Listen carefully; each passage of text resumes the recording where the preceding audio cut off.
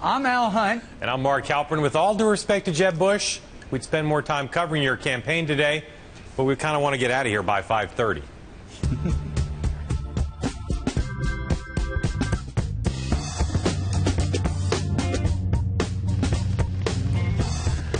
In our superhero universe tonight, the $9 billion man, underdog, and Batman. But first, fundraising man. Today, Jeb Bush's super PAC announced that it had raised $103 million since January. Jeb Bush's campaign itself raised $11.4 million in his 16 days as an official presidential candidate. That's not nearly as much as Hillary Clinton's announced $45 million since she got into the race, but it is a faster rate, at least according to our abacus. Jeb Bush has raised an average of $712,500 per day. Hillary Clinton has raised $562,500 per day. Al, does this mean that Jeb Bush is going to end up being the overall champion of fundraising, or is he just getting the low-hanging fruit? Mark, I don't care where it hangs. This is really awesome fruit. Both the super PAC number is extraordinary, and the personal number, the campaign number, and it's only 16 days. Dick Gephardt once said that candidates don't quit presidential races, they run out of money. Jeb Bush will not run out of money. Two quick caveats. Part of the purpose originally to raise all this money was to drive other candidates out of the field, scare them off. That hasn't worked, obviously. And secondly, the major candidates, Rubio, Walker, Cruz, Paul, will be fully competitive in those first four primaries and caucuses in February. If Jeb doesn't win one of those, that money advantage will be a lot less impressive. No question. I'll say two things, my caveats. One is there have been reports that the Bush people asked some of the super PAC donors to restrict the size of the checks they write to $1 million. So I suspect that Bush's super PAC take will continue to swell, even though he's no longer, as a candidate, able to make asks directly himself. The other thing is, it is now the conventional wisdom amongst most of the campaigns that this thing is going to go into April, maybe May. And it's true that people will have enough money for the early states, but I suspect that Bush and his super PAC may well be the one, or one of the few, that can go the distance if this thing does go long. Yeah, I agree. It'll be much harder for the only way another candidate goes long is if he or she wins one or two of those early contests, and then the sugar daddies kick in. Yeah. Bush, the other thing about the Bush number that's so interesting, again, that rate at which he raised it, much faster than Hillary Clinton. We'll see if he can keep it up. I thought earlier in the year not announcing was a mistake in the sense that he was traveling around the country doing super PAC fundraising. Now he's going to have to go back to at least some of these places, same places, and raise those hard dollars. But I suspect there's a bundler network in place, and that Bush, like his brother, won't have to attend nearly as many fundraisers. The ordinary candidate, to get those $2,700 checks, needs to go sit at a dinner. I suspect Jeb Bush is going to collect a lot of money without having to be there, which is a big Bush advantage. All right, there's this thing in politics called the freak show. Let me give you an example. A presidential candidate says something imprecisely, and everybody jumps on it. In today's episode of the freak show, here's what gaffe man Jeb Bush said in a Wednesday ed board with the New Hampshire union leader, that in order to grow the economy, quote, people need to work longer hours. Here's the full context of what he said. My aspiration for the country, and I believe we can achieve it, is 4% growth as far as the eye can see, which means we have to be a lot more productive. Workforce participation has to rise from its all-time modern lows. Means that people need to work longer hours and through their productivity gain more income for their families. I said gaffe man. I was kidding, of course. That wasn't a gaffe. Bush was, as he explained later, simply talking about people working, getting the opportunity to work more hours. But not surprisingly, liberals and Democrats jumped all over Bush. The media did its freak show part and made a big deal of all this. Surprisingly, though, someone else jumped on Bush. Rick Tyler, Ted Cruz's spokesman, said this: it would seem to me that Governor Bush would want to avoid the kind of comments that led voters to believe that Governor Romney was out of touch with the economic struggles many Americans are facing. The problem is not that Americans aren't working hard enough. It's that the Washington cartel of career politicians, special interests, and lobbyists have rigged the game against them. Al, here we have a case of GOP on GOP violence. Does it say more about Ted Cruz's campaign or about Jeb Bush's? I actually think Jeb Bush did make a gaffe here. Economists can disagree on what are the key elements in productivity gains, which are essential to economic growth. But I think putting it the way he did, even in context, just plays to the image of a very rich, family-connected guy telling the average stiff he's got to work harder. I think it's a statement that's going to come back to haunt Jeb Bush. Well, I think it will too, but not because he made a gaffe. I just disagree.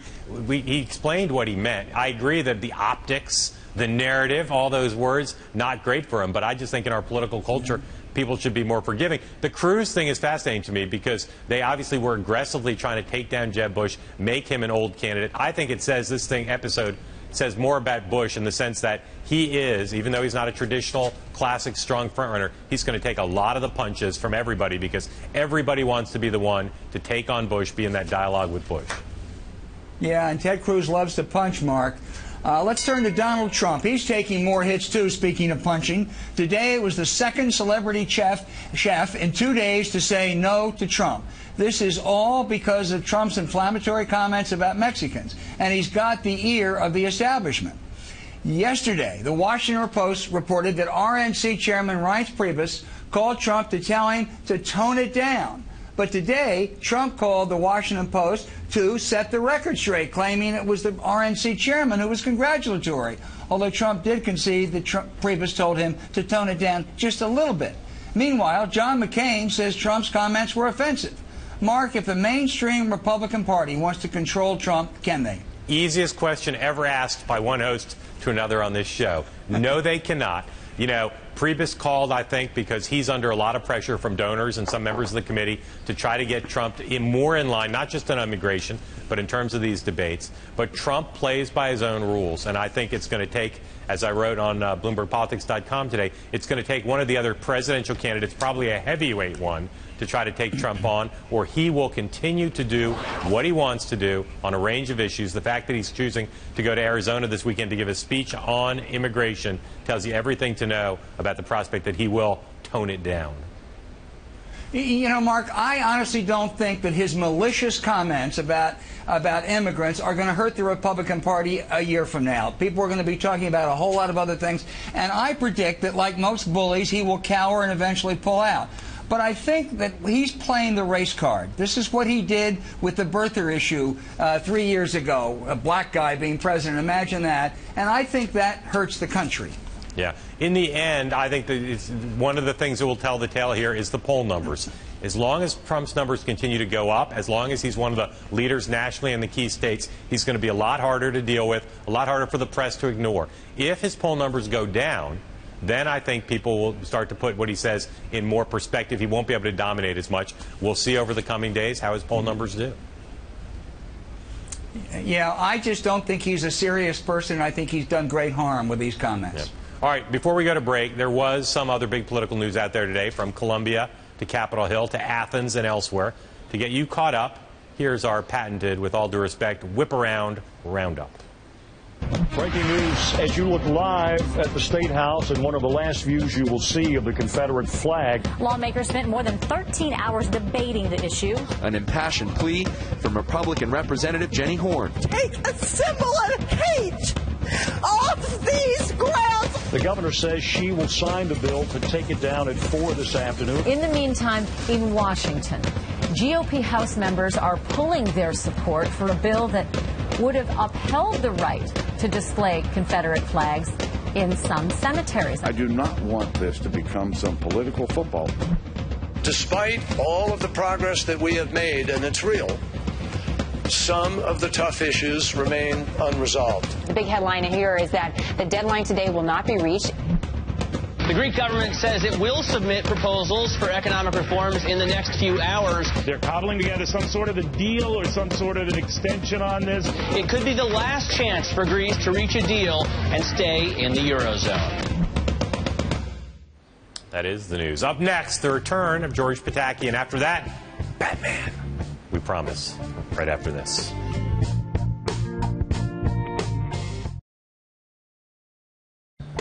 Our guest tonight is a Republican presidential candidate who goes by the name George Pataki. Former governor of New York is in Johnston, Iowa this evening, and he joins us after some time on the campaign trail. Governor, thanks for joining us. Good being with you, Mark. I want to start by, we're going to talk about you, but I want to ask you about Donald Trump, because you've been one of the more outspoken people in talking about the comments he made. You said that the comments he made were divisive and unacceptable. But when you were asked if they were bad for the party, you said no. I'm just wondering if you think, as some people do, that the comments he's making are in fact bad for the Republican Party brand and image. You know, they certainly don't help the party, but I do think, as you were pointing out earlier, Donald Trump is Donald Trump. And if other candidates don't embrace that position, if they reject it unequivocally as I did, then I think people are going to look at the candidate as an individual when it comes to next November. You're a former governor of New York. He's a businessman who's never run for office before. I'm just wondering if it comes down, say, to you and Mr. Trump, or if he accepts your offer to debate him one-on-one, what would you say the differences are between you and Donald Trump? I've run a major government, and politics is very different from the private sector. It's very different from investing other people's money. You have to lead. You have to create consensus. You have to deal with those who disagree with you and try to bring them along. And it's about results. And I'm very proud of the results I had as governor, both winning 3 times, but more importantly, changing the direction of the state. And before we move on to other stuff, I just want to ask you one other question about him. You and others have been critical of his position, of his statements on immigration. Are there other aspects of his record or his statements that you would take issue with? You know, I'm not interested in getting in a fight with Donald Trump. We always got along great. But his comments about Mexicans were just not just unacceptable. They were really repulsive to me as the grandson of immigrants. We have to understand we all have a common future. And one of the things you do in politics, or you should do, is try to bring people together instead of dividing us. I want to see us have a sense of identity as Americans, as not as different groups that we like or don't like. Governor, it's Al Hunt here. Let me ask you about the planned debates in August and September. If Fox and CNN proceed with only including the top 10 in the main debate, and you're not in that top 10, would you participate in what's called the kiddie table debate or the other debate? And what could you get out of it? You know, I'm not excited about being at a kiddie table. The Manchester Union leader has said that they're going to host a debate, I believe, the day before. I do intend to do that. But, Al, I'll tell you, August 6th isn't what matters. What matters is November of 16. So wherever we are, whatever happens a few weeks from now, that doesn't concern me. You fight hard. You make the case to the American people. It's not where you start. It's where you are next November. Governor, you're in Would you go in that second debate? I'm sorry, Mark. No, go ahead, Al. No, go ahead. I was just going to say, would you be in that second debate, Al, if I have the opportunity to debate with all the candidates or the top candidates, I'll be there. I would hope to have that opportunity. As Mark pointed out, you know, I got elected 3 times in one of the bluest states in America. I governed that state successfully and left it in its best financial position, its best economic and lowest unemployment ever. So I'm proud to talk about that record and my vision for America, and hope I have the opportunity. Governor, I want to move to your day in Iowa, but just to clarify, you'd only participate in the debate with the top 10 candidates? You wouldn't participate in the other debate? You know, let's wait and see. I haven't been approached about that. We'll see exactly how it's structured. I'm not inclined to doing that, but I don't want to rule it out. Okay. In Iowa, when you talk to voters today and when you've been there, what are the top 3 issues that voters bring up to you? Well, because of Donald Trump, people are talking about immigration quite a bit. With one part of Donald Trump's analysis, I agree. We have to control the border. We have to do everything we can to seal the border. But that doesn't mean you demonize Mexicans who are here, the vast majority of whom to build a better life. The second is the economy. You know, for all the unemployment numbers, still a tremendous sense that too many people aren't earning enough, don't have enough confidence in their economic future and the opportunities that exist in this country. And then the third one would be security and ISIS. You know, we just had the warning about the 4th of July. Thankfully, nothing happened. But I think there is an awareness that we are at risk of attacks here in America. Probably, in my view, the greatest risk of attacks since September 11th.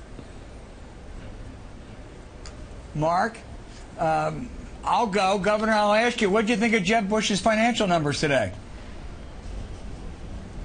I honestly didn't see him. I've been out on the road here in Iowa, and I'm not sure what exactly he announced. $114 million with Super PAC and the campaign. Well, I'm not surprised. From the beginning, we all knew that he was going to have the organization, he was going to have the finances and the resources. That's fine. Let's see what happens between now and next November. Governor, as we go forward here in this big field, it's obviously unpredictable. Is there in this race a chance for somebody like you to go from towards the back of the pack to the top? Absolutely. That's why I'm doing this. You know, I believe in my vision for America. I believe the people want someone who's not going to look to divide the American people for political benefit, but unite us for the public's benefit. Someone who doesn't just talk about reducing the size of government and replacing dependency with opportunity, but someone who's actually done it. And I have done that. And I know I could do it in Washington. So if I'm a Republican voter, I want somebody who's going to win the race. I know I can do that if I get the nomination. And I want somebody who, after they win, are able to govern successfully and change the direction of Washington, even with a difficult Congress. I know I could do that. So, sure, I don't mind starting at the end. I do mind finishing at the end. I'm going to fight as hard as I can to be at the top. We only have time for one quick answer. What's the best thing you've eaten today? I haven't had corn on a stick. I actually had an ice cream cone I shouldn't have had. It was pretty good. Don't tell Libby. All right. We won't tell her. Hopefully she's not watching, sort of. Governor George Pataki out in Iowa. Governor, thanks so much. Thank you, Mark. All right, we'll be right back with an interesting way to look at the Republicans' challenge in taking back the White House right after this.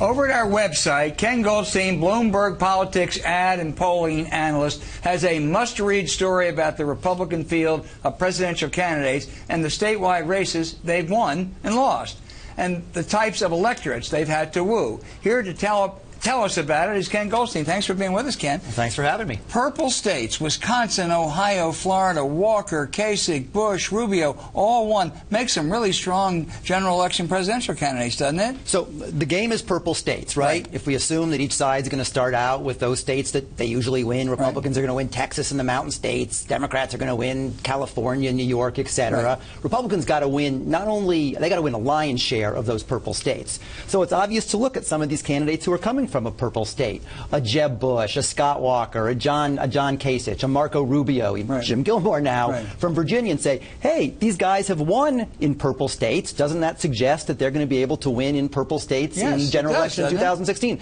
No. And thanks for setting me up. The when is really more important than the where. Anyone remember John Edwards ran for president? A couple little things happened to him, but he before all those things happened to him, he talked about two Americas. But there are really two Americas when it comes to the electorates. There's a presidential election electorate and there's midterm election electorates. And all of those folks won election in purple states in midterm electorates. They've never faced the sorts of voters who decide presidential elections. But you are making the assumption then that the general election turnout will more be like 2008, 2012 rather than 2004.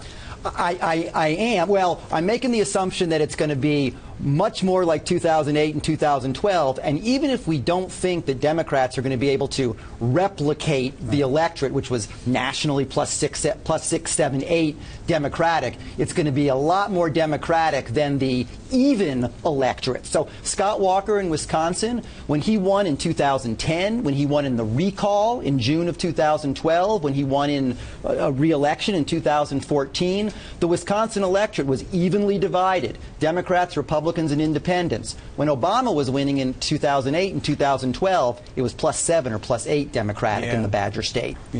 And of course, Kasich won huge in 2014, but that was against a weak opponent, which isn't much of a test. Exactly. I know my colleague Mark Halperin has some other questions to ask you. All right, Ken, thanks. Again, the thing you just ran through with Al, people can read about it on BloombergPolitics.com now and see more analysis there. I want to talk about two things we've been talking about all week that you know a lot about, both advertising and fundraising. First, John Kasich's 527 supporting him now is going to, they say, spend about $1 million over the next couple weeks trying to help him out in New Hampshire and Boston.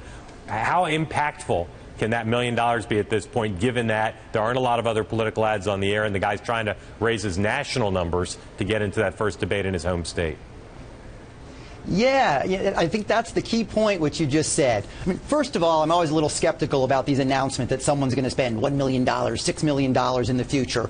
We'll see whether those ads actually air. But the more important point is John Kasich needs to be in that top 10 and be in the debate.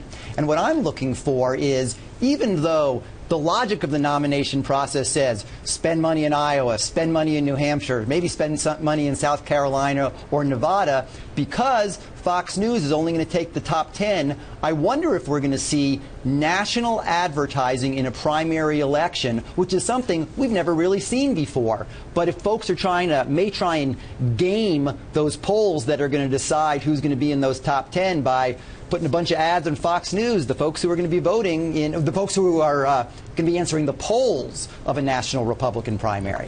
Jeb Bush, we talked about earlier in the program, Super PAC, about almost $100 million still in the bank. One way Super PAC money is less efficient is you don't get the same discount on TV advertising that a campaign gets. How impactful, though, besides that disadvantage, can that $100 million and more to come be for Jeb Bush, spent by a Super PAC as opposed to a campaign? Yeah. So you're absolutely right. Super PAC dollars are less valuable than candidate dollars. In fact, groups will sometimes pay 2, 3, 4 times the amount that candidates will pay for the exact same ad. That said, $100 million is an awful lot of money. Jeb Bush may win this race. Jeb Bush may lose this race. He's not going to lose this race because he's going to run out of money, though. Quickly, we see all these reports of Rubio and others buying ad time way down in the future. Is that a smart thing for a campaign to do, to lock in ad time now? I would say one of the most meaningless things to pay attention to is that. Listen, I could call up some TV stations right now and book time for the Halperin Hunt presidential race in 7 or 8 months. I wouldn't have to put any dollars down.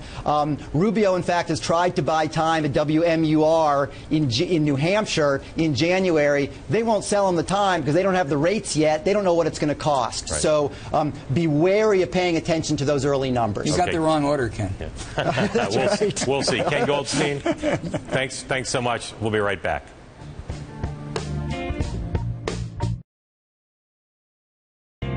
Scott Walker gets in the race Monday. He's got a new web video that is epic. It's got soaring music, dark imagery. It reminded us of Batman, specifically The Dark Knight. So we combine the two. You're about to see the original Walker video and then the same video reimagined with the audio from the Dark Knight trailer because it syncs up perfectly. But Scott Walker stood his ground. Unintimidated.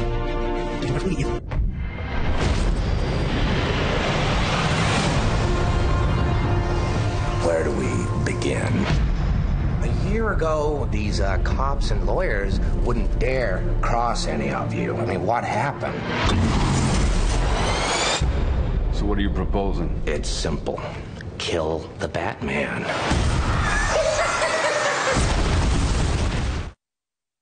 Full version of that's on BloombergPolitics.com. For me and Al, we say sayonara.